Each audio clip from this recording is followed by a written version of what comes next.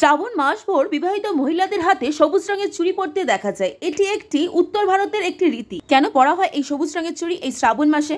হ্যাঁ, শ্রাবণ মাস হলো মহাদেবের স্বর্ণাপন্ন মাস। এই মাসে প্রকৃতি হয়ে ওঠে শস্য শ্যামল, চারিদিকে সবুজে সবুজ, এক নতুন প্রাণ ফিরে পায় এই প্রকৃতি। বলা হয় সতীর দেহ ত্যাগের পর আবার জন্ম নেন দেবী পার্বতী রূপে। শিবকে স্বামী রূপে পাবার জন্য কঠোর সাধনা করেন তিনি। তো সাধনার পর শিব সন্তুষ্ট হয়ে পার্বতীকে বিবাহ করার সম্মতি প্রদান করেন। কথিত আছে এই শ্রাবণ মাসেই ও পার্বতীর পুনরায় মিলন হয়েছিল। তাই বিবাহিত মহিলারা মহাদেবের আশীর্বাদ লাভের আশায়, স্বামীর দীর্ঘায়ু ও আয় উন্নতির আশায় তারা সারা মাস ভোর এই শ্রাবণ মাসে হাতে সবুজ রঙের চুড়ি পরে থাকে। এই চুড়ি কেনার ও পরার কিছু নিয়ম থাকে।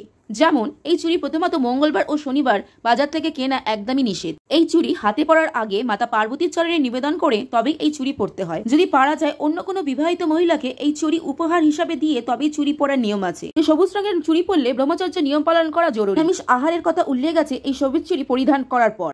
এছাড়াও এই শ্রাবণ মাসে বিবাহিত মহিলাদের সর্বদা 16 শৃঙ্গার করে থাকার নিয়ম রয়েছে। হাতে মেহেন্দি, পায়ে আলতা, কপালে টিপ, শীতেতে সিঁদুর পরে থাকার নিয়ম আছে এই শ্রাবণ মাসভর বিবাহিত মহিলাদের তার স্বামীর আয় উন্নতি, সংসারে সুখ সমৃদ্ধি বৃদ্ধির জন্য। যাদের বিবাহ হচ্ছে না, সে মেয়েই হোক বা ছেলেই হোক, তারা এই শ্রাবণ মাসে যে কোনো একটি সোমবার গাছের সবুজ চুড়ি শিবলিঙ্গের উপর নিবেদন করতে পারেন। অবশ্যই মনে রাখবেন, ভুলেও অবিবাহিত মহিলারা এই সবুজ চুড়ি পরিধান করবেন না এই শ্রাবণ মাসে। পবিত্র শ্রাবণ মাস মহাদেব মহেশ্বরের প্রিয় মাস। সনাতন ধর্মীদের এই শ্রাবণ মাস হলো একটি পবিত্র সনাতন মাস। চ্যানেলটিকে সাবস্ক্রাইব করে পাশে থাকেন। জয় শিব শম্ভু।